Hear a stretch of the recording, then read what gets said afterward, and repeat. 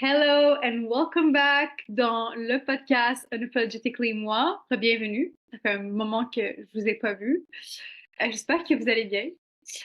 Aujourd'hui, je viens vers vous avec une formule un peu différente qu'on fait habituellement. Habituellement, on est vraiment dans une formule éducative, où est-ce que je vous donne l'information, où est-ce que...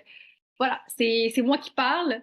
Là, aujourd'hui, j'ai décidé d'inviter une de mes amies, quelqu'un que j'ai pas vu depuis de longue date, quelqu'un que j'apprécie beaucoup, avec qui je peux converser pendant 10 000 heures. Elle est là avec nous aujourd'hui dans une rubrique un petit peu plus du type pause café, pause thé, à chacun son petit drink. Hein?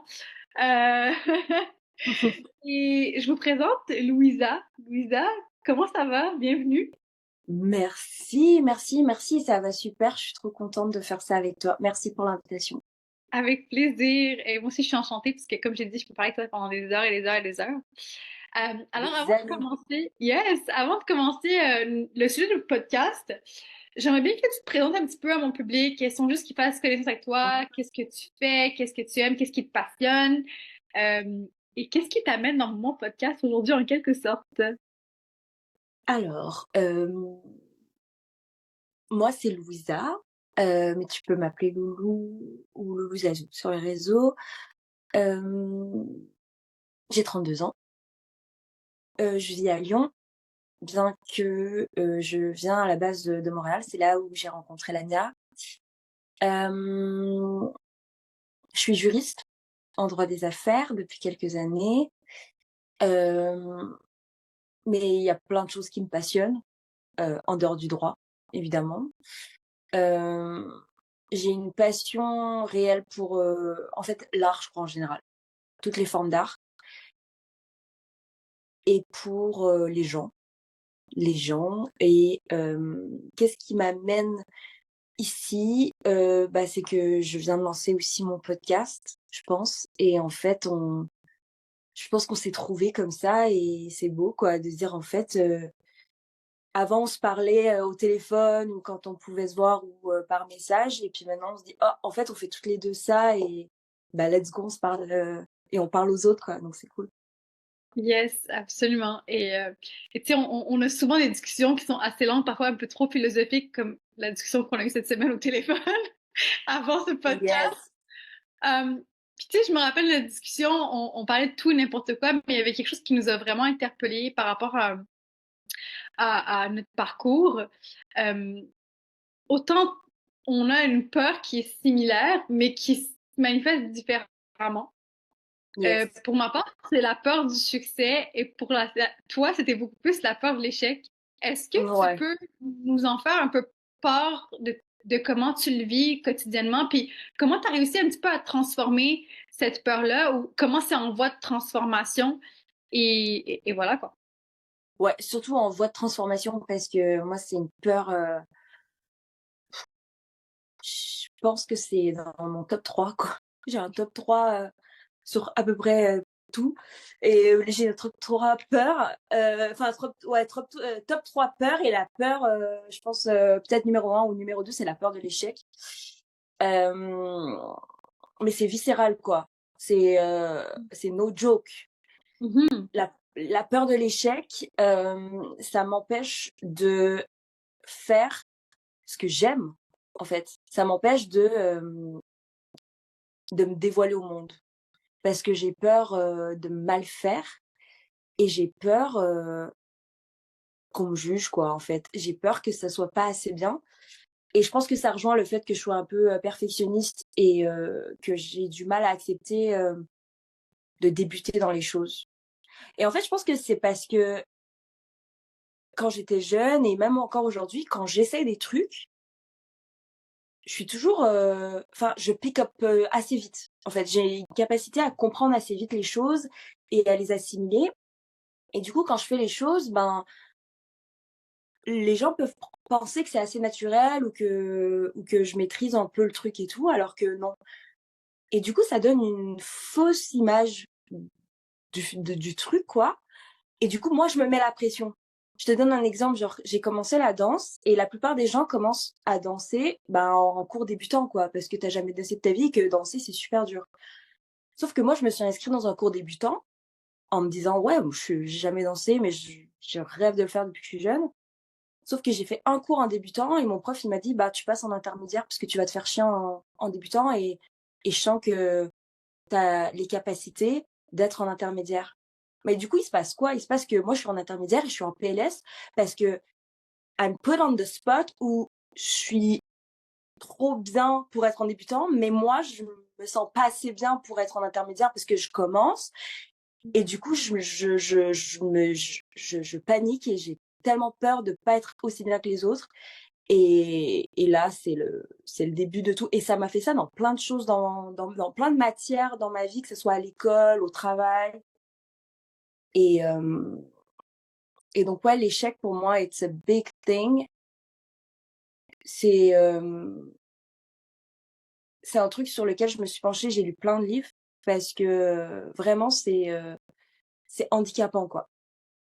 Ouais. Donc je sais pas si toi tu as eu, comme ça C'est genre drôle un parce que tu parles de l'échec comme moi je pourrais parler de la peur du succès. Comme, tu sais, le trauma, c'est dans le corps parce que le subconscient est, ben voilà, il est connecté au ce qu'on appelle du meat suit, hein, le corps, le body. Et j'ai ce figement, en fait, quand vient le temps d'accueillir des périodes de succès ou d'être dans un état de succès, il y a comme un effet de I have to freeze to protect myself. J'ai besoin d'être dans un état de mobilisation pour me protéger. Et ça, mmh sincèrement, genre, j'ai pas vraiment de contrôle par la pensée. C'est vraiment le corps qui se met en activité par le système nerveux et qui me dit, OK, il faut qu'on se protège. Et honnêtement, ça m'a beaucoup nuit de pas aller jusqu'au bout de ce que je veux faire parce que justement, I was scared that people would rob me, for example, tu vois. Euh, et c'est vraiment comme récemment que j'ai commencé à régler, à comme alchimiser, ou je peux dire catalyser, cette peur du succès pour éventuellement en faire quelque chose et montrer aux autres que c'est pas parce que je suis coach ou comme toi, comme qui est juriste, que ça veut dire que we all figured things out, you know? Mais oui, mais c'est exactement ça, c'est de dire qu'en fait, bah, déjà, la perfection, elle n'existe pas. Je veux dire, l'exhaustivité, elle n'existe pas. On sera jamais exhaustif dans la vie, on saura jamais tout. À un moment donné, on fait des focus sur plein de choses, mais c'est juste des focus parce qu'on saura jamais tout sur un sujet, on saura jamais tout faire dans une discipline, tu vois? Mm. Mais la solution, c'est OK, soit je fais rien parce que c'est trop overwhelming pour moi d'accepter que je peux pas Ouais. tout maîtriser, tout savoir. Soit je me dis, je fais la paix avec le fait que l'exhaustivité, ben, c'est pas de ce monde et je me dis: «Bah, si je connais, 10, 20, 30 d'un truc, bah, c'est bien».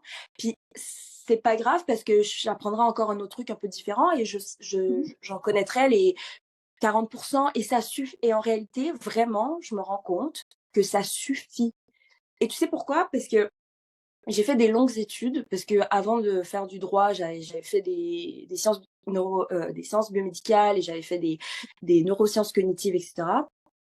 Puis j'ai fait du droit, j'ai étudié ça pendant 7 ans et aujourd'hui, je pratique le droit des affaires qui est un sujet en soi immensément vague.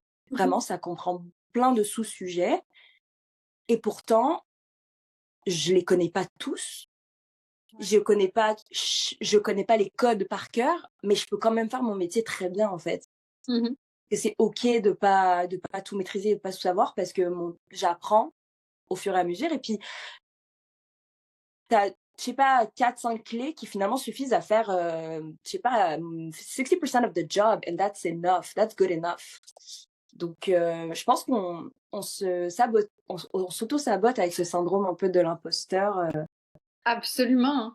Ben, c'est clairement de l'auto-sabotage, comme tu viens de dire. C'est ces mécanismes des parts de nous, enfants, qui étaient en état d'insécurité parce que papa, maman n'ont pas validé ou n'ont pas donné l'approbation par rapport à quelque chose qui nous reste dans notre système nerveux puis qui nous bloque. Soit, comme moi, par exemple, ça met dans un état de freeze. D'autres personnes, ça peut être dans un état de complaisance, un peu dans people pleasing pour être sûr de plaire à tout le monde puis qu'on se sente ouais, accepté.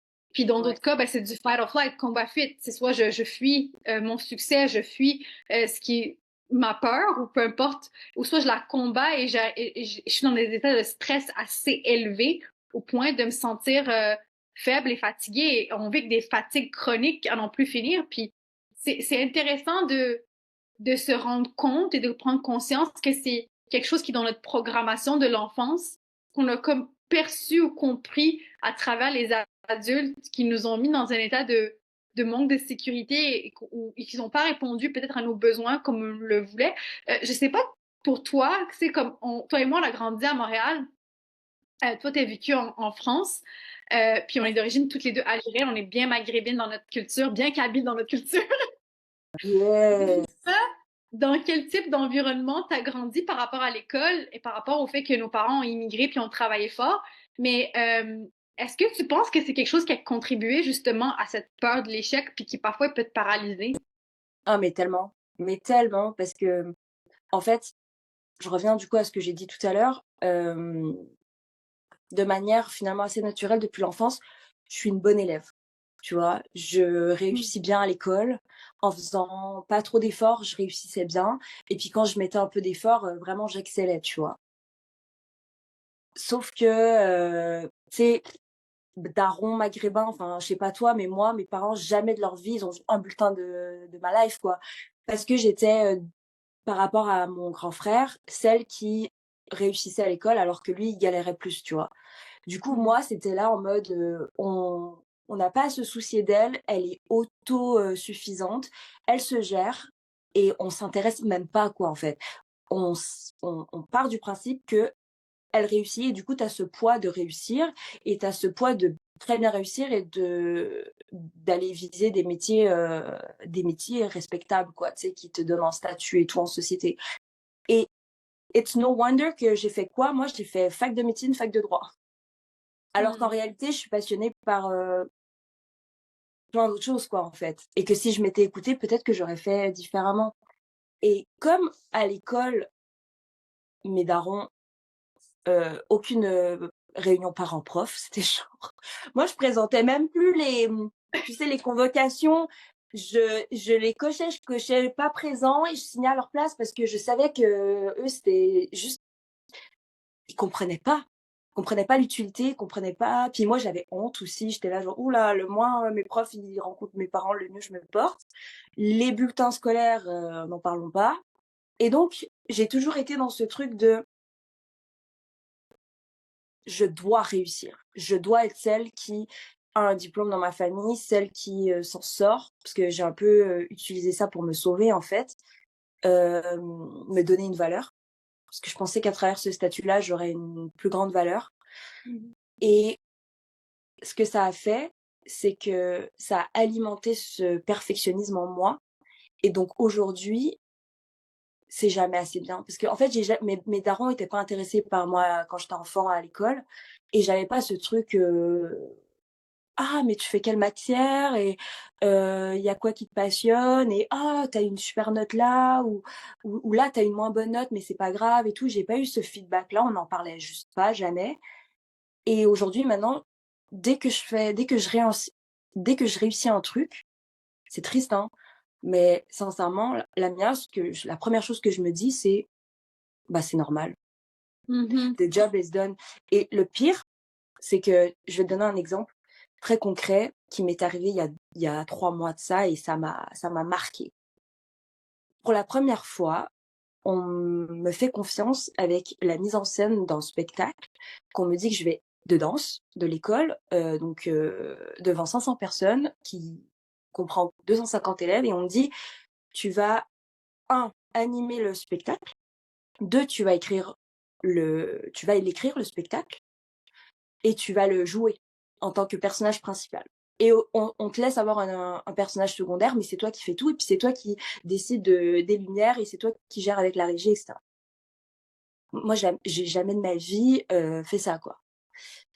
Mais je me lance. Je me dis: «La peur de l'échec, pour la surmonter, il faut l'affronter, il faut la confronter». Donc je le Mhm. fais.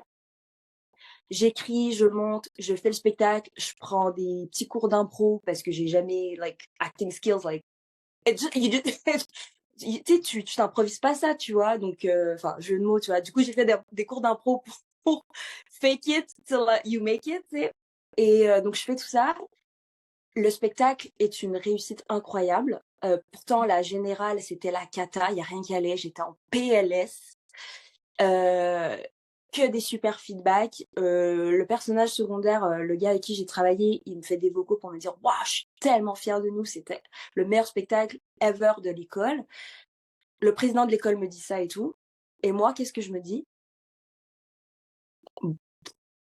The job is done et je suis déjà dans le OK, on to the next one. J'ai même pas réussi à enjoy le moment et donc le président et la personne avec qui j'ai travaillé pour jouer, le spectacle, heureusement qu'il m'a fait 10 vocaux. Il m'a dit: «Par contre là, meuf, on va se féliciter, on va s'en parler, 5 minutes parce qu'on passe pas à autre chose comme ça, c'est fou ce qu'on a fait». Donc c'est pour te tu vois, te montrer à quel point, c'est profond ce truc de OK, si c'était bien, c'est que c'est normal que ce soit bien parce que j'ai juste fait le taf et que et sinon, bah, c'est juste jamais assez bien, quoi. Donc il y a jamais l'option de: «Waouh, je suis fière de moi, c'était nickel» et tu sais, je prends le temps de l'intégrer et de le enjoy, quoi. Mmh. Et c'est drôle parce que moi, de mon côté, tu vois, je vis ça différemment. C'est comme l'effet miroir de ce que mais j'ai ce côté-là, it's done. Puis mon côté TDAH va comme chercher la dopamine pour créer encore plus de d'effets wow, tu vois, genre comme it's never enough, you know. I want more, but I do understand when you come from quand tu dis j'ai pas de parents qui sont venus genre me valider par rapport à mes notes, qui sont venus me dire OK, ben qu'est-ce que tu fais? Parce que moi aussi j'ai pas eu ça. Moi pourtant je suis l'aînée de la famille, de ma famille, j'ai que des frères.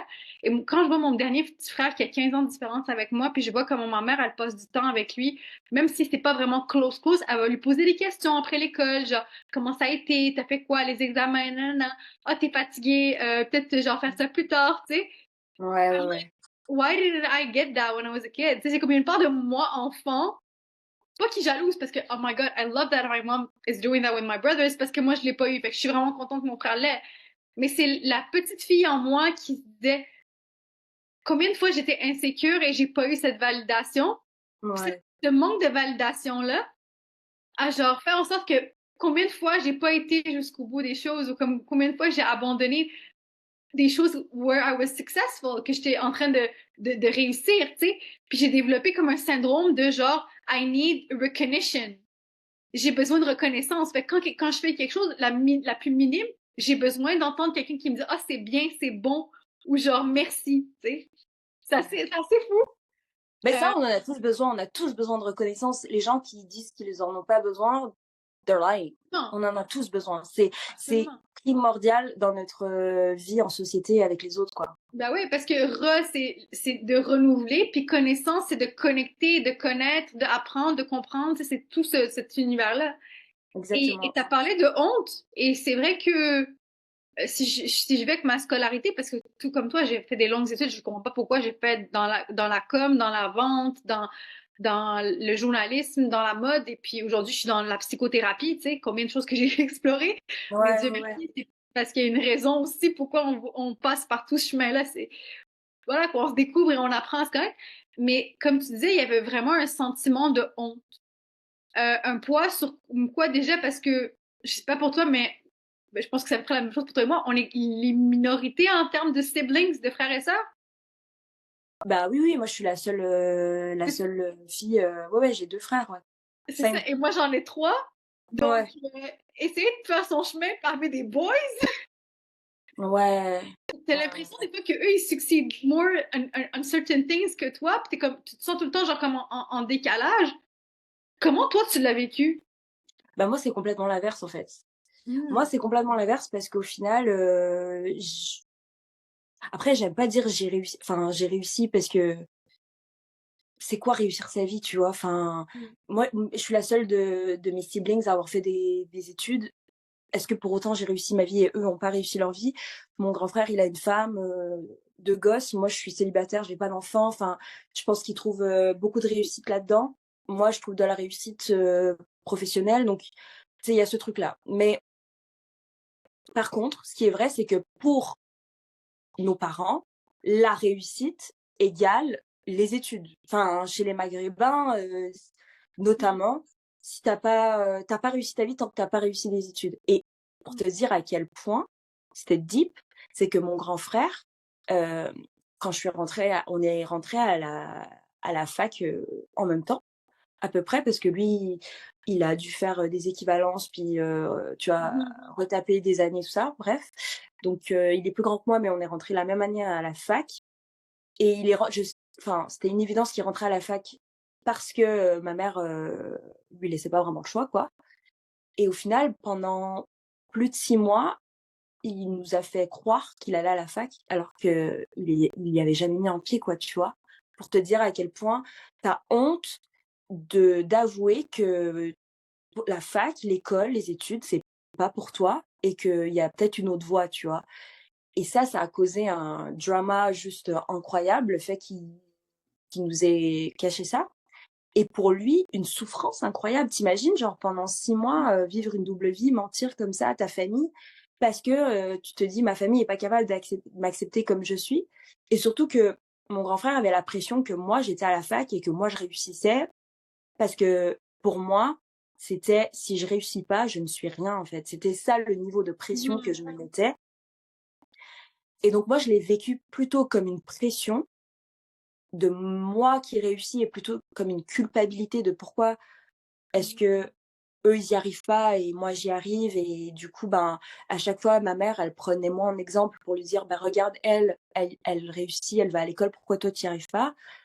Et du coup, moi, j'étais pas à l'aise avec ça et ça m'a mis une pression. Et aujourd'hui, maintenant, je garde cette pression en moi de: «Je dois toujours faire plus, je dois toujours réussir, je dois toujours, tu vois, avoir, le meilleur statut possible, les meilleurs résultats», et vraiment le poids de réussir sa vie en société, peu importe de how you feel deep inside, mais de comment tes parents ont décidé que ça allait être pour toi, Mhm. meuf, heu, issue de l'immigration, qui vit dans un pays occidental, tu vois?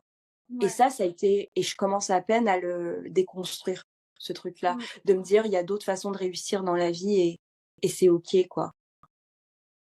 C'est super intéressant ce que tu viens de dire parce que c'est vrai que la plus grande pression dont on souffre, en quelque sorte, quand on est enfant euh, immigré, genre qui vient de vivre soit au Québec ou peu importe ce que tu vas, c'est vraiment cette notion de réussir les études.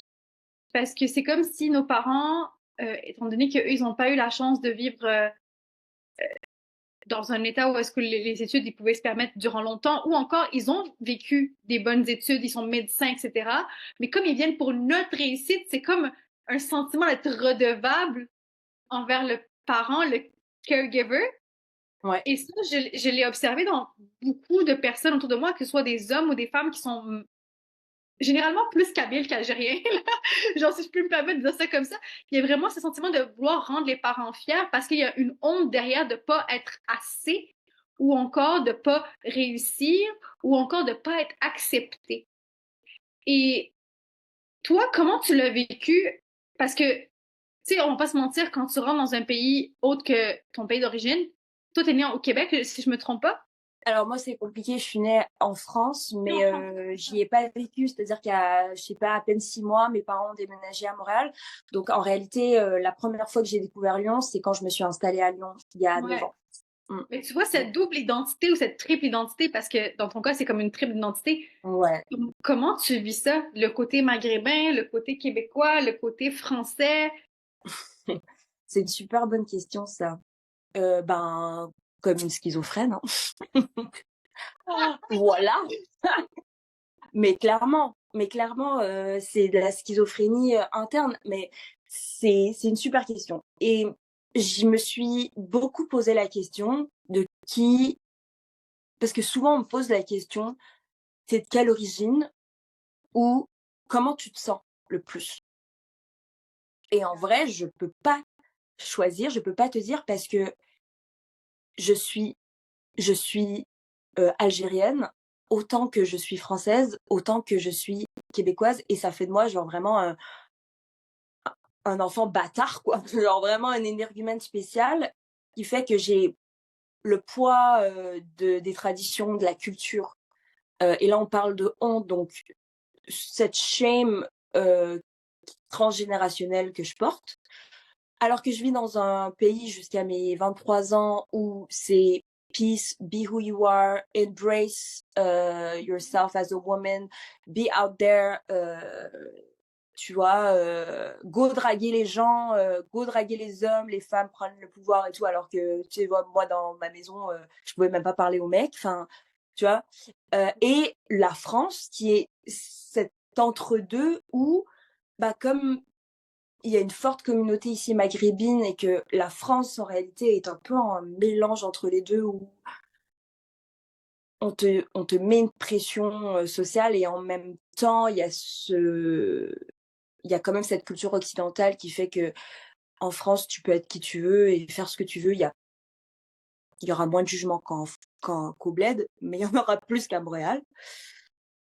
Et du coup, tu es là et tu traverses un peu, tu vois, toutes ces couches et tu dis: «Bon, mais moi, j'accepte quoi? J'accepte d'être quelle version de moi-même là-dedans, quoi?» C'est super dur. Effectivement, c'est quelque chose que moi, j'ai dû vraiment confronter. Euh, Perso, ça a commencé par l'idée de comme littéralement renier mon côté algérien, entre guillemets. Mais J'étais on fière commence tous, algérienne. je pense qu'on commence tous par C'est ça. ça. On a tous super honte de, mais moi, je te jure, ça en venait à, tu sais, genre, mon daron, il me parlait en arabe dans l'autobus et tout, et j'étais genre, tu sais, mais honteuse de malade. Et moi, je répondais en français et il me foutait des baves, genre en mode, tu vas parler arabe. Ouais. Mais c'est ça, c'est vraiment, j'ai un côté très québécois parce que ben, j'ai grandi sur le plateau de Mont-Royal. À l'époque, les Français commençaient à immigrer. C'était pas du tout français à l'époque. Ouais, C'était des ouais, ouais. Portugais, il y avait des Suisses, il y avait beaucoup de Maghrébins sur le plateau. J'ai grandi dans une école où est-ce qu'on a fait de moi un produit du Québec, là, si je peux dire ça comme ça. Non, mais c'est normal, ouais. C'est à l'adolescence que je commence à découvrir qu'en fait, nope, that's not my identity, that's what I thought it was.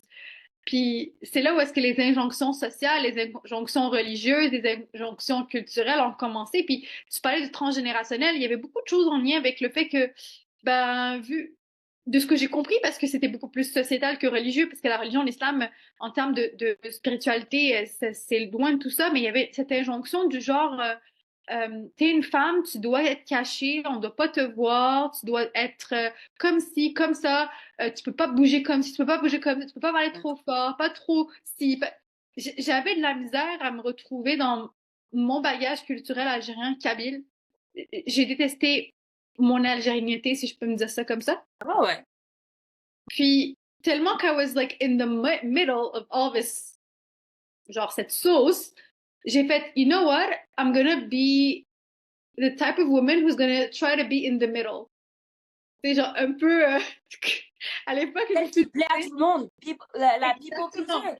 tu rentres dans le people pleasing, Mais bien sûr. puis tu sais, c'est comme le truc qui plaît à tout le monde. Tu sais, c'est comme, oh, elle, c'est une Algérienne distinguée. Tu vois, d'ailleurs, c'est un terme qui revenait souvent à mon égard. Je pense que toi aussi, tu avais souvent ce retour-là. Moi, c'est pire que ça, c'est qu'on ne me croyait pas quand je disais que j'étais algérienne.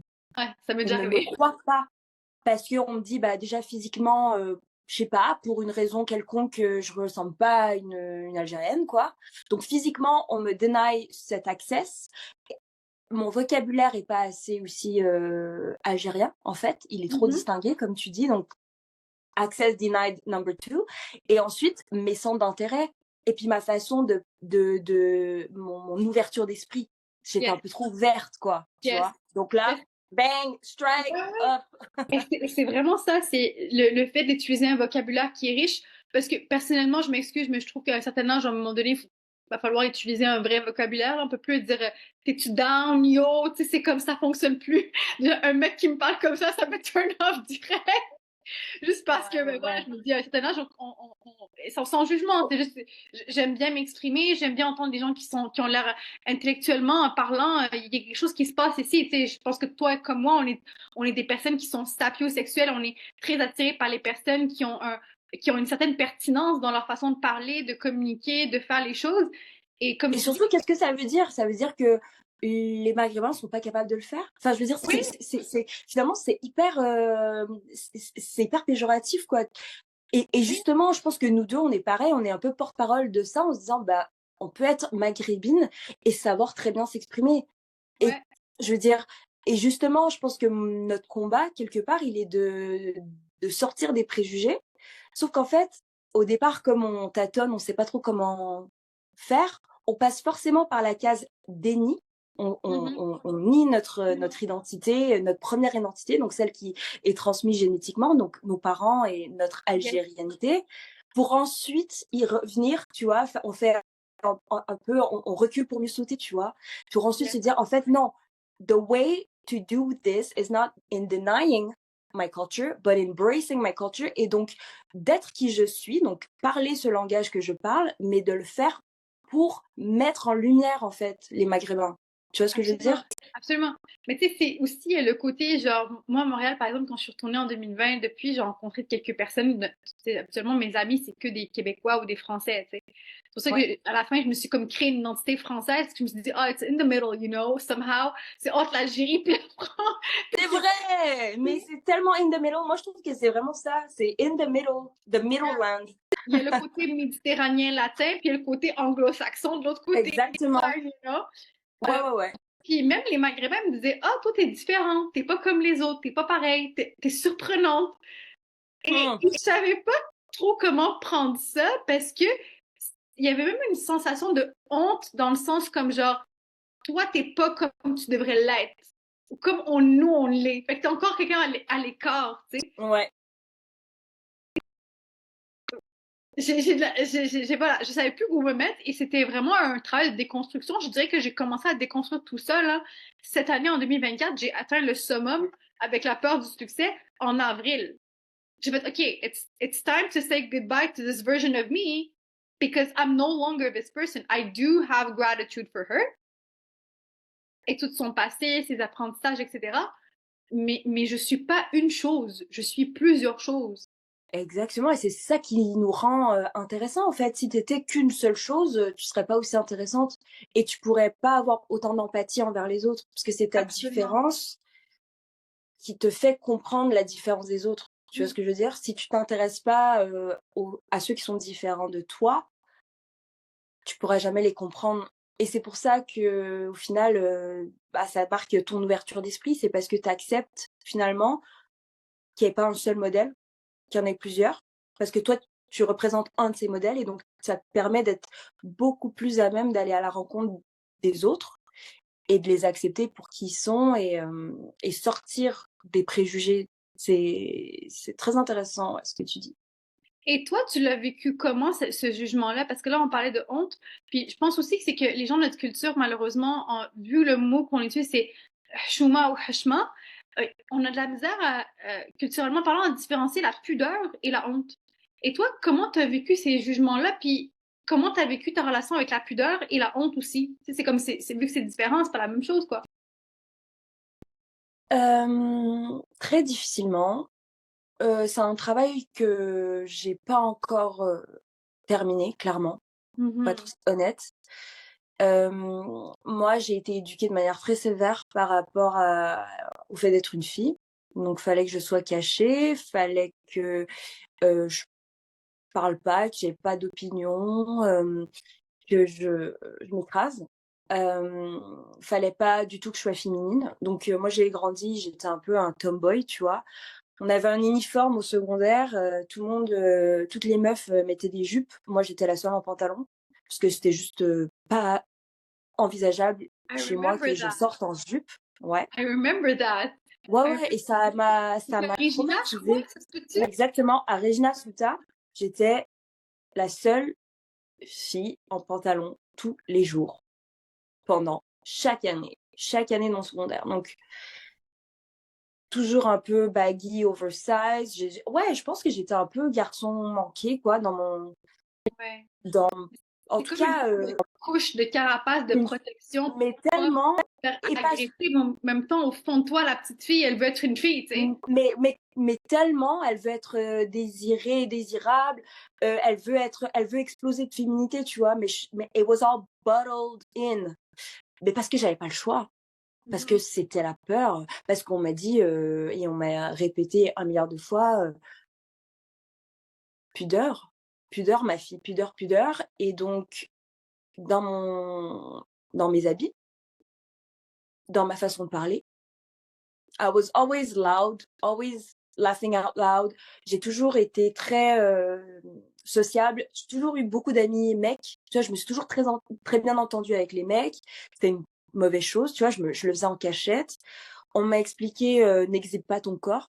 Mais on me disait n'exhibe pas ton corps. Mais là, je te parle pas de sortir dans la rue en bikini. Hein. Je te parle des fois de mettre un simple t-shirt et des talons, quoi. Enfin, tu sais, ça peut aller Mhm. loin. Et Et donc, moi, Benj, j'ai été éduquée là-dessus. Et donc, j'arrivais pas, moi, à faire la différence entre pudeur et honte, puisque j'avais honte. Donc, j'étais en pudeur extrême et je disais non, mais c'est que je suis pudique. Mais en réalité, c'était pas vraiment que j'étais pudique, c'est juste que j'avais honte de mon corps et que j'étais dans une forme de gêne. J'étais gênée. Je me souviens, j'ai mis très longtemps avant de me regarder dans le miroir, toute nue. Tu vois, c'est un truc que vraiment, j'esquivais, tu vois. C'est une vision de moi que j'esquivais. Et jusqu'à ce que je me défasse, bah, déjà je parte de chez moi et que je m'autorise d'être une femme et et que je m'autorise à être dans ma féminité, autant dans mon style, vestimentaire, mais dans l'expression de la féminité, c'est-à-dire, à travers le corps, en fait. Comment mon corps se mouvoie, comment mhm. mon corps parle aux autres à travers mon body language. Hem, j'ai commencé la danse grâce à ça, grâce au fait de me dire: «En fait, danser, c'est pas impudique». Alors que c'est ce qu'on m'a toujours expliqué, tu vois? J'ai mais c'est encore un truc que voilà, j'essaie de trouver encore vraiment quelles sont mes valeurs et pas celles qu'on m'a imposées. J'essaie de déconstruire ça parce que, tu vois, aujourd'hui, je fais pas du pole dance, tu vois? Je pourrais, mais c'est quelque chose que je n'imagine pas faire. Je fais du hip-hop, je suis encore dans mes baggy. Hem, je s je suis encore self-conscious de comment je m'habille. J'essaie toujours de pas trop mettre, de pas trop me faire remarquer. Tu vois, genre, par exemple, si je mets un dos nu, ben, je vais être soft en bas. Si je fais un raw make-up, si je sais pas, je mets un rouge à lèvres rouge pétant, ce qui arrive rarement, je vais essayer d'être chill. Enfin, tu vois, j'essaie toujours de trouver un équilibre parce que j'ai peur d'être, impudique et et j'ai peut-être, en fait, une part de moi peut-être honte de m de me montrer, et qu'on me regarde, en fait. Parce qu'on m'a toujours expliqué, il faut Mm. surtout pas attirer le regard des autres. Donc Ah, non, ouais, je dirais que it's work in progress for me parce que c'est vraiment quelque chose qui a marqué mon enfance. Comment ouais, tu non, le mais je vis, te toi? comprends. Ben moi, je te comprends tellement, tu sais, comme tu me disais, genre par rapport au t-shirt, genre it's a basic, like, clothing piece, tu vois, mais il y avait toujours ces commentaires avant de sortir, non, tu sors pas comme ça, tu t'habilles pas comme ça, pourquoi tu t'habilles comme ça? Puis si moi, pour moi, ça a commencé dès l'âge de 11 ans et ça a duré jusqu'à, comme tu as dit, quand je suis sortie de chez moi, puis je me suis imposée à m'habiller comme je m'habillais. Il y avait toujours cette voix derrière de Ouais, honte, hein, qui met une pression, hein. T'es pas ci, t'es pas ça, t'es comme ci, t'es comme ça. Puis, tu sais, il y a même aussi les expressions de l'adolescence, là, des garçons puis des filles. Comment tu sais, le mot PUTE, là, ah qui bah, oui, oui, dans tous les sens. oui, Et ça crée, comme tu as dit, genre vraiment, c'est un renfermement sur soi parce qu'on se sent inadéquat. On se sent pas assez, on se sent pas comme si on a notre place, on se sent pas libre, on se sent pas en sécurité. Et tout comme toi, j'ai dû développer de me mettre des vêtements hyper larges, me mettre tout le temps en pantalon. Même les pantalons, j'avais encore des commentaires des fois, ah, c'est trop serré, mais c'est parce que, écoute, ouais, sur le marché, il y a juste des pantalons skinny, je peux rien faire pour toi, malheureusement. À moins que tu ouais. me fasses sur mesure, I would be grateful. Bah If oui, it's the case. ah oui, oui. Mais Et c'est surtout que ah pardon, je t'ai coupé. non, je t'en prie, je t'écoute. Non, en fait, c'est que tu dis ça et ça vient d'allumer une ampoule. Hem, en fait, ce qu'on nous a appris, c'est que la seule chose qu'on a en tant que femme, c'est notre réputation. C'est la seule chose Mhm. qu'on a. Les mecs, ils ont le pouvoir, ils ont l'argent. De toute façon, on sera jamais payé autant qu'eux, on sera jamais Mhm. dirigeant du CAC 40, tu vois. Et nous, donc tout ce qu'on a, enfin, on a deux choses, hein, si on veut aller plus profond, on a notre réputation et notre virginité. Mais c'est un peu lié, tu vois. Ouais, On a deux choses en tant que femme, et donc on se bat corps et âme contre tous pour garder cette réputation parce qu'on pense que c'est notre seul atout, c'est notre seule vraie valeur out there exactement. dans le marché. Et donc, là, tu parles de tes pantalons qui sont trop serrés et tout, et tu te dis, ah, mais est-ce que, enfin, il faut que je les change, est-ce que tu en as des sur-mesure et tout? Parce qu'en Ah fait, ouais. c'est quoi, du coup, ta réputation est en jeu par ce Ouais, pantalon, ce ouais. truc insignifiant, Puis, parce que tu as peur d'être justement called out, PUTE, et que du coup, tu sois plus absolument. mariable, plus fréquentable, plus validé par ta communauté et puis par le monde en général, quoi, tu vois? Donc Ouais. c'est un morceau de vêtement, un t-shirt ou un pantalon, une petite remarque là-dessus qui a l'air insignifiante, en fait, c'est hyper profond, quoi. C'est Ouais. beaucoup plus deep. Ouais, ouais. Non, mais franchement, c'est ça. Puis, le pire, c'est que des fois, mes parents, ils me disaient même pas que c'était par rapport à leur opinion de eux-mêmes, par rapport à moi. C'était qu'est-ce que les autres vont en penser, mais moi, qu'est-ce que je m'en fous de l'autre? Il va pas partir avec moi dans ma tombe. Et quand bien même, genre, là, je m'adresse aux femmes, là, qui sont plus virgin, puis qu'ils s'habillent comme elles veulent. C'est pas ça qui vous définit, OK? Parce que comme elle a dit, Louisa, toute notre vie nous a fait croire que c'est ça notre valeur, elle dépend de ces deux choses-là. Je dis pas que une femme voilà, qui a décidé de se préserver a moins ou plus de valeur. Chacun fait sa vie et Dieu et chacun pour soi et Dieu pour tous, tu vois. Puis chacun a ses péchés, puis Dieu a une raison pourquoi il va te guider. Et moi, j'y crois vraiment que genre tes péchés sont un moyen pour toi d'améliorer ta vie, d'avancer encore plus, hein, parce que d'ailleurs, chaque personne pieuse se cache des péchés, d'ailleurs, chaque pécheur se cache une part de piété. Ça, c'est ce que Omar ibn Khattab disait à l'époque. Et, et tout ça pour vous dire qu'en fait, comme tu as dit, la femme, elle est plus puissante que ça.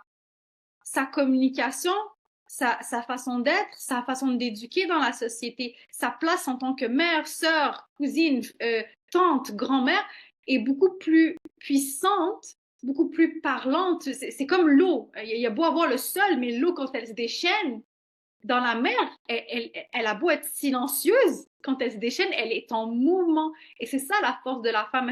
Elle se tient pas à un bout de tissu qu'elle met ou qu'elle met pas. Et la pudeur, elle est basée sur des valeurs. Ok, je vais répéter encore une fois, la pudeur, elle est basée sur des valeurs.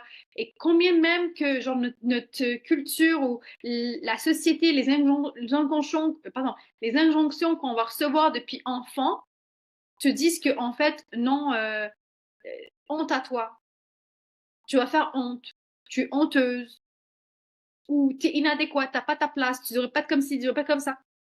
En fait, non. Et ça, je pense que il y a beaucoup de femmes qui sont coupées de leur sensualité. Mais tellement. C'est important la sensualité dans la vie C'est d'une femme. Si la femme elle est pas connectée à sa sensualité, je m'excuse, mais même dans son couple, elle va être coupée d'elle-même. Elle pourra pas aller au bout de ses désirs. L'homme en preach. question, c'est ça.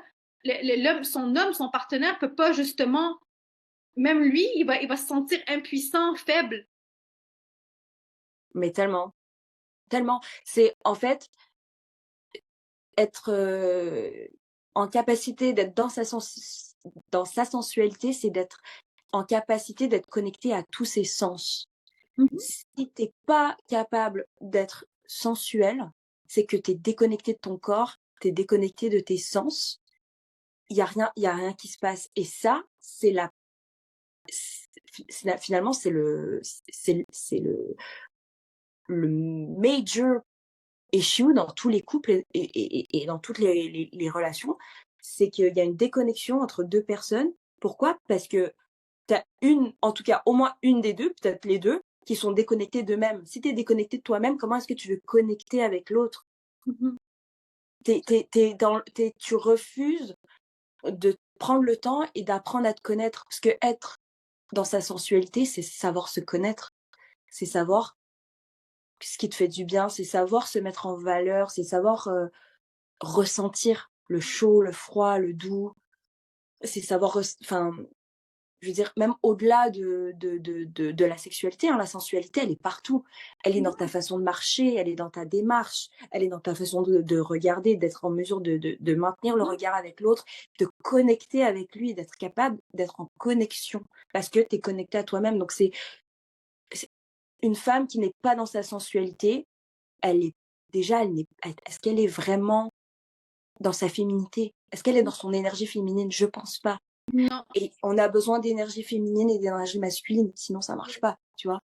yes, absolument. Il y a vraiment ce besoin de retourner vers l'équilibre et, et ça fait partie de notre religion aussi, atteindre le masculin divin, en guillemets, ou la féminin divin, on revient à notre père et notre mère, Adam et Ève.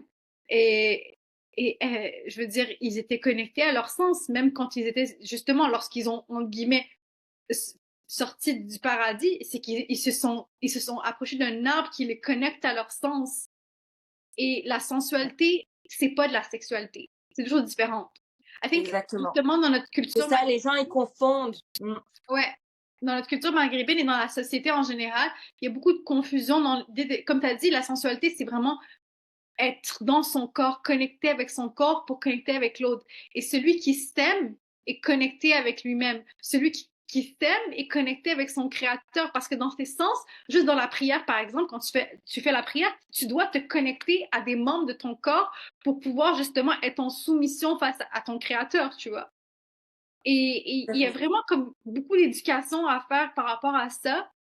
Et, et aussi, si je peux me permettre de revenir, le ramadan, par exemple, est un moyen de nous apprendre à reconnecter dans nos sens, mais d'une manière beaucoup plus équilibrée, d'une manière beaucoup plus sans être dans les excès. Juste le goûter, par exemple, comme toute la journée, tu manges pas, tu prends un bout de pain, t'es rassasié, mais est-ce tu sais, Bah, il y a quelque chose de très sensuel là-dedans. Il y a quelque chose de très sensuel dans le fait de, à 40 degrés, faire le ramadan toute la journée et enfin, ouais, à 21h30, prendre la première gorgée d'eau et de la sentir et de l'apprécier vraiment, de se sentir rafraîchi d'un coup. Enfin, je suis désolée, mais ça, c'est hyper sensuel. C'est comme sentir le parfum du café là que tu as attendu toute la journée, l'odeur des graines de café. ouais, Mais il y a rien de plus sensuel et c'est beau et c'est important d'être connecté à ces sens-là, l'odorat, la vue, le toucher. C'est sinon, encore une fois, comme tu as dit, on est déconnecté de soi, on est déconnecté des autres, on est déconnecté de Dieu. mm, ouais, absolument. Et vraiment faire un lien avec la pudeur telle qu'on l'enseigne dans la religion, c'est comme je disais tout à l'heure, c'est basé sur des valeurs de respect, des valeurs d'amour, des valeurs de compassion, des valeurs de non-jugement. C'est ça Mmh. la pudeur. C'est même quand tu vois ton frère ou ta sœur, genre, maybe they made a mistake, ok? Puis la société, juste c'est honteux, c'est de dire non, comme vous êtes, c'est pas, ça vous regarde pas, c'est entre eux, ils sont là, puis de littéralement de lui donner 75 000 excuses dans ta tête parce que tu sais que Allah, c'est lui le Rahman, qui est le tout rayonnant d'amour, mais toi aussi, si tu veux avoir cet amour-là, c'est de le donner au prochain en premier. Tu sais. Ouais, exactement. Je pense qu'il faut être beaucoup plus empathique envers les autres, Mhm. arrêter de vouloir juger les gens, mais d'essayer de les comprendre. Je pense que ça rendrait les gens beaucoup plus tolérants, d'essayer de comprendre pourquoi, telle personne, elle a tel point de vue et plutôt que de la juger par comment elle s'habille. Pourquoi pas juste faire une conversation et d'essayer de comprendre comment elle se sent dans ses fringues, comment ça la fait sentir, quel Exactement. pouvoir elle prend à travers ses fringues. Parce que si on parle de fringues, on parle pas que de fringues. On parle d'identité. Comment tu t'habilles, c'est qui tu es. Tu Mhm. lances un message au monde. C'est beaucoup plus profond. Donc, directement d'aller voir une personne qui ne s'habille pas comme toi en lui disant tu es impudique, c'est de pas rencontrer cette personne, c'est de pas saisir une occasion pour la comprendre au lieu de directement la juger. Et c'est comme ça après qu'on fait évoluer sa propre empathie envers les autres Mhm. et son ouverture d'esprit et sa tolérance. Et tout à fait. Puis encore une fois, ça revient des valeurs de l'islam en termes de comportement, c'est avoir littéralement le bon comportement envers l'autre. Cette pudeur qui est basée sur des valeurs, c'est vraiment ce bon comportement. Comme tu as dit, c'est tout ce que tu viens de dire, la tolérance, l'acceptation, le fait de genre, L'empathie. l'empathie. Ouais. Ça fait partie de cette pudeur-là. Et je suis contente qu'on puisse justement, on arrive à un âge où plutôt qu'on ait, alhamdoulilah, cette conscience qu'Allah fait descendre sur nous, de faire la différence entre les deux, parce que, juste pour rappel, la honte vient du shaitan, hein. La Non, mais honte, la c'est honte, the mother of all shit. la honte, c'est le pire. Franchement, c'est le pire, quoi. La honte, c'est celle qui va t'amener vers tes peurs. Et qui dit peur, dit manque, dit west-west, dit shaitan, dit perte de soi, être dans la non-reconnaissance, le désespoir. C'est tout ce que, justement, Iblis veut que l'être humain soit. Tu vois, on peut pas se connecter à cet esprit divin de qui nous sommes, dans cette miséricorde, cette compassion, cet amour, cette, comment dirais-je, on revient encore à la connexion avec Dieu, dans cette gratitude, dans cette, alhamdoulilah, hein. Nous on le dit à tous les coups dans la journée, mais il y a des gens qui payent 75 000 dollars pour aller faire des congrès pour dire I have gratitude for X, Y and Z, alors que nous, première surah du Coran commence par Alhamdulillah Rabbil Alamin. Attends, c'est clair. C'est clair que tout ça, si on arrive à être, je dis pas qu'on puisse, hop, exterminer le sentiment de honte du jour au lendemain. Vraiment, c'est Mhm. une Et prise c'est de ça, c'est ça, ouais. conscience, c'est une déconstruction, voilà, c'est plein de choses.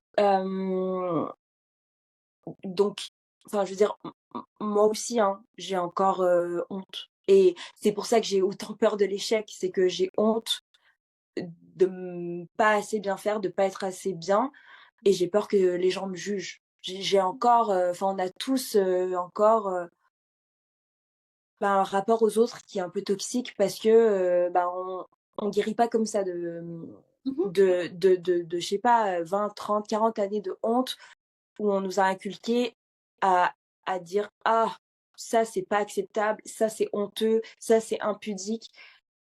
On peut pas, donc ça prend du temps, mais comme tu dis, plus on montre de la gratitude envers, Dieu, envers, les autres et qu'on se donne de la gratitude à soi, give yourself some grace, parce que chaque petite décision que tu prends compte, le fait de poster une photo sur Instagram alors que tu en as jamais posté parce que tu as honte, de ce que les gens vont dire, c'est déjà un pas. Donc be grateful et tu sais, keep going. Chaque petit truc, chaque petit chaque petite action va te permettre de te déconnecter à cette honte et c'est pour ça que je peux conseiller aux gens, c'est vraiment aujourd'hui, take action. Un jour, moi, j'ai dit: «Ça suffit, je veux me reconnecter à mon corps, je veux vivre cette passion, peu importe de ce que les gens pensent, ma famille et cetera, je vais le faire parce que it makes me feel good». Donc faut oser se lancer, faut prendre action et faire les choses petit à petit et je pense que c'est comme ça qu'en tant que femme, notamment, on va réussir à, faire changer d'avis tous ceux qui, sont restés bloqués dans une philosophie ancienne, dans une tu vois, dans une culture qui a pas beaucoup évolué, quoi. Mhm. C'est beau ce que tu viens de dire, c'est vraiment d'aller libérer et guérir des parts de soi enfants et adolescents, et de leur dire qu'on, oui, regarde, je t'ai pas oublié, on va réaliser nos rêves ensemble. Tu sais, si c'est ton rêve, c'est de partir toute seule de la maison, puis tu sais, des fois, même quand tu es une fille, tu pars de la maison, donc que maghrébin, c'est honteux, il va se passer ça, Honteux! Ah bah, moi j'ai vécu ça, hein, parce que je suis partie, ah, c'était oh là eh là, oui, la chouma. c'est la chouma, Ouais, ouais, voilà. ouais. Mais fais-le, vas-y, prends Ouais, ose, fais-le. Fais-le pour ton ouais, enfant, pour toi bébé, fais-le pour toi enfant, toi ado et fais-le pour toi maintenant, pour la personne que tu deviens, la personne qui ouais. a grandi, qui se construit, qui se déconstruit, fais-le pour cette personne-là et petit à petit, c'est un process, hein, mais fais confiance au process, hein, petit à petit, tu vas y arriver. Ouais, c'est comme tu dis, c'est vraiment un processus, c'est vraiment un combat contre l'ego, et l'ego, qu'il soit collectif, qu'il soit personnel, et c'est vraiment de monter de cet ego qui est investigateur, entre guillemets, du mal, donc qui t'amène dans des choses un peu plus sombres et renfermées, alors que c'est ton droit d'être libre, hein, dès la naissance, et d'atteindre un ego beaucoup plus apaisé où est-ce que tu es capable d'avoir cet équilibre dans tout. Et ça, c'est vraiment un cadeau de Dieu, de la vie. c'est Ouais. vraiment un moyen d'être en gratitude.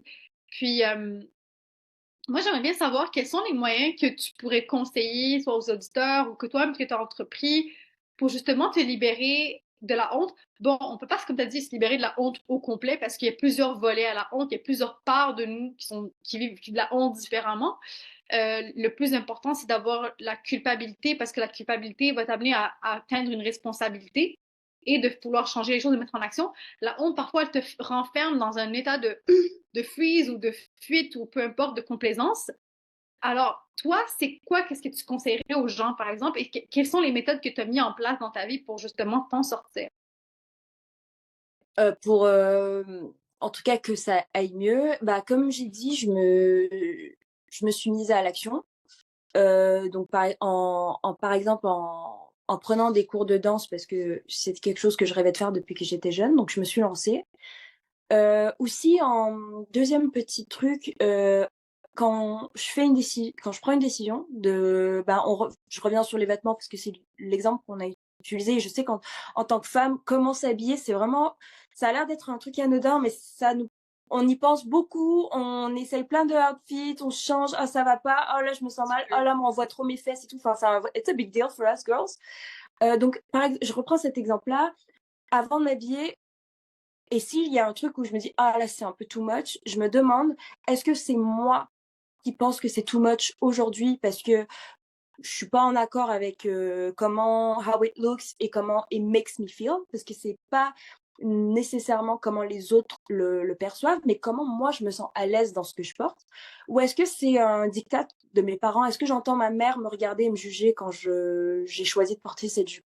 Donc j'essaye de prendre conscience quand je fais ce choix-là, est-ce que c'est mon choix ou est-ce que ce choix, il est dicté par une voix là de l'enfance ou de l'adolescence ou d'un regard réprobateur que j'ai pu connaître, qui me regarde et qui me juge, tu vois. Donc j'essaie de faire ce discernement-là. Si c'est un choix qui vient de moi, c'est ok, bah I embrace it, je l'accepte and I go for it. Si c'est pas mon choix, si c'est un choix qui vient du regard des autres, de l'opinion et du jugement des autres, ou de l'éducation que j'ai voulu mettre de côté parce que ça me correspond plus, bah dans ce cas-là, je dis: «Merci pour le conseil, mais je ne crois plus ça, ce n'est plus mes valeurs, donc je vais quand même m'habiller comme ça», tu vois? Par exemple. Mhm. Troisième chose que j'ai pu faire, ben, c'est lire sur le sujet, aller chercher de l'aide, enfin se faire aider quoi, se faire aider par des spécialistes. Lamia, par exemple, mais enfin plein d'autres quoi. Que ce soit psychologue, que ce soit des thérapistes, que ce soit, des philosophes. Moi, je sais qu'il y a plein de philosophes qui m'ont aidée là-dedans. D'ailleurs, je vous conseille vivement le livre, Les vertus de l'échec si, comme moi, tu as un problème, la honte d'échouer. Ce livre, il est incroyable, c'est Charles Pépin, un philosophe, qui l'a écrit. Donc à travers des livres comme La peur de Les vertus de l'échec, j'ai réussi à je suis en process, de comprendre d'où cette peur elle vient, de la honte et du coup d'en prendre conscience et de prendre de la distance, de sortir un peu de moi-même, de mon émotion à chaud et de voir de plus haut: «OK, ça vient de où? C'est qui est en train de me faire sentir comme ça?» Donc voilà, aller se renseigner, se faire aider parce qu'on n'y arrive jamais seul. Mhm. Et enfin, quatrièmement, j'ai envie de dire d'aller prendre un café avec sa meilleure amie, avec sa bande de potes et d'en parler parce que vous seriez vraiment surpris de savoir à quel point on peut être dans les mêmes situations. Et des fois, juste d'en parler, de se sentir compris, de sentir qu'on n'est pas seul, tout de suite, ça nous apaise. Et on se dit: «OK, c'est quelque chose qui est surmontable, quoi. Je peux y arriver. Je suis pas toute seule». Et puis voilà, j'ai envie de dire aux femmes, soyez sensuelles comme vous avez envie d'être sensuelles. Soyez connectées à vous-même, à vos sens, à votre instinct féminin parce que enfin, le Dieu nous a vraiment, offert ce cadeau. Soyez dans votre énergie féminine, enfin, soyez dans toutes vos énergies, en fait, soyez dans cet équilibre-là et surtout, essayez d'être alignés, en fait, dans vos décisions, de prendre ces décisions pour vous, parce qu'elles vous font du bien et elles vous reconnectent à qui vous êtes vraiment. Je pense que c'est ça. Et encore une fois, ça a l'air simple et tout, ça l'est pas, c'est un vrai process. Donc, fais confiance au process de te connaître. Je pense que plus on vieillit, plus on se rend compte qu'on se connaît pas et qu'on doit réapprendre à se connaître vraiment, quoi. J'aime beaucoup ce que tu dis parce que ton podcast, justement, s'imprègne dans cette idée-là. Trust the process. Ouais, Et exactement. je dirais que c'est vraiment ça le mot d'ordre, de faire confiance que est-ce que Allah a décrété pour nous? Est-ce que Dieu a décrété pour nous? Parce que parfois on aime des choses et finalement c'est peut-être pas les bonnes choses. Parfois on déteste des choses, mais ces choses-là, c'est celles qui sont difficiles à faire. Ben, c'est les choses dont on a besoin. Puis c'est un voyage. L'identité de soi-même, de déconstruire ce qu'on nous a obligé ou transmis de manière transgénérationnelle ou sociétale, déconstruire son ego, son nefs, et atteindre un équilibre, une sérénité intérieure, voir la félicité, c'est ce que je souhaite à tout le monde, c'est vraiment un voyage. Et permettez-vous de voir des parts qui sont pas belles de vous, des parts un peu plus ombragées. Ouais. Parce que entre le chaud et le froid, c'est juste deux polarités en fait. Bah, pour qu'il y ait de la lumière, il faut de l'ombre, hein. Donc, Exactement, ouais, exactement. Et ça, on peut le voir par la nature, hein. Comment le jour se lève et la nuit arrive.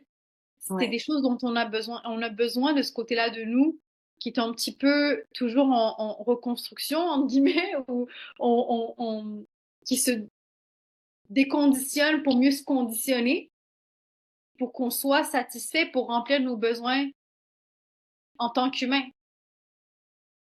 Et merci beaucoup pour les recommandations que tu nous as faites parce que je pourrais pas dire mieux que ce que tu as merci dit. à toi. Et c'est surtout d'aller chercher l'aide qui est important puis d'aller en parler. OK? Parce que parfois, juste en libérant la parole entre deux, trois amis autour d'un café dans une terrasse, il y a déjà un poids de moins dans le corps et il y a moins de cortisol, moins d'hormones de stress en nous.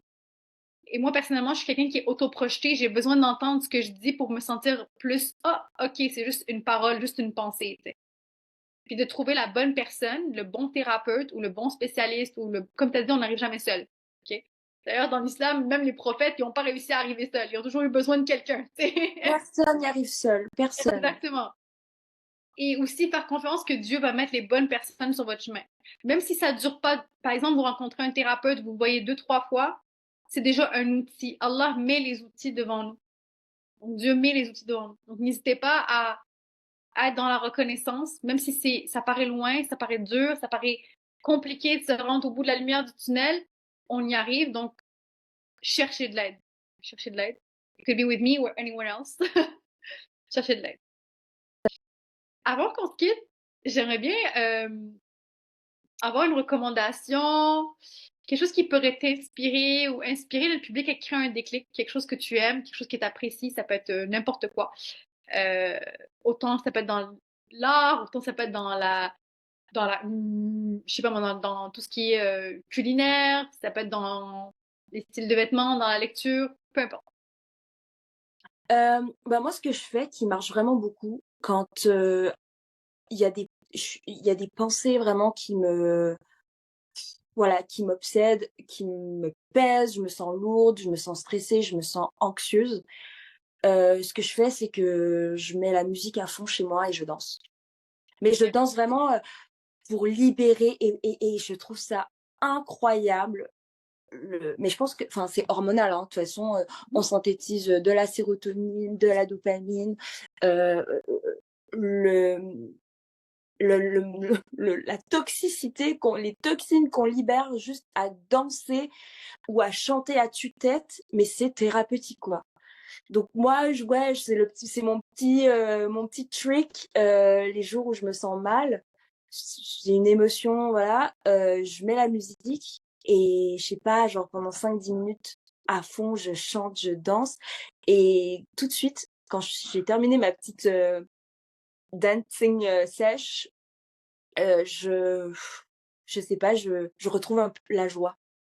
Je retrouve la joie et un peu de recul par rapport à mes pensées qui me tournaient en boucle, quoi. Donc voilà, mais parce que moi la musique, elle me touche, enfin la musique et la danse me font rentrer dans ma sensualité, dans mes sens, dans me reconnecte à moi-même. Donc si tu as un truc, si c'est de pâtisser, te faire, le meilleur banana bread ever qui te reconnecte à tes sens, do it. Dès que tu commences à cogiter, tu commences à passer des mauvaises nuits, s'il y a des pensées, limitantes qui reviennent en disant: «Tu pas capable, là, tu mal fait, là, tu nanana», do what reconnects you to your senses. Voilà. Yes, the party. Merci beaucoup. Il n'y a pas mieux que Merci ça à toi, Lamia. il y a pas mieux que de se mettre en mouvement, de mettre le corps en mouvement. Absolument! Mettez le corps en mouvement, vraiment. C'est ça. Vraiment, vous verrez que le corps est fait pour bouger, le corps est fait pour être connecté au sens, à la nature. Regardez le soleil, 2 minutes, dites-vous: «Waouh, qu'est-ce qu'on est chanceux de voir le jour se lever et se coucher chaque jour», et de ressentir la caresse. Là, c'est l'été, le soleil sort, sentir comment le soleil vous caresse, la chaleur que ça provoque, les poils qui s'irrissent. Ces petits feelings-là où quand tu es sous la douche et tu prends une bonne douche chaude après une journée vraiment intense, comment ça, c'est un plaisir et un luxe qu'on a. Bah, tous ces petits moments de reconnexion à ses sens et à soi, ça nous donne des moments de joie voilà, qui nous font prendre un peu de recul sur, des sentiments un peu plus désagréables. Merci beaucoup. C'était vraiment un plaisir pour moi d'avoir ce Merci, talk merci. avec toi. Je Toujours pense un qu'il y en plaisir. aura d'autres. I hope so, et j'espère que j'aurai la chance de t'avoir sur mon podcast, Trust le Process aussi, ça me ferait Absolument. super plaisir. Inch'Allah, avec grand plaisir. En tout cas, merci beaucoup pour votre écoute. C'était Lamia et Louisa sur Unapologetically Moi, le podcast. Donc, si jamais vous avez écouté cet épisode, n'hésitez pas à me faire un retour sur Instagram à Titslia. Louisa, toi, on te trouve où sur Instagram? Sur Instagram, le podcast, c'est @trust le process avec 3 S. Sinon, mon compte perso, @loulou_zazou, et sinon, je suis aussi sur TikTok, Trust le process, et au plaisir de vous voir, et de parler avec vous. Passez une bonne journée ou une bonne soirée là où vous êtes et à très bientôt. Ciao! Ciao!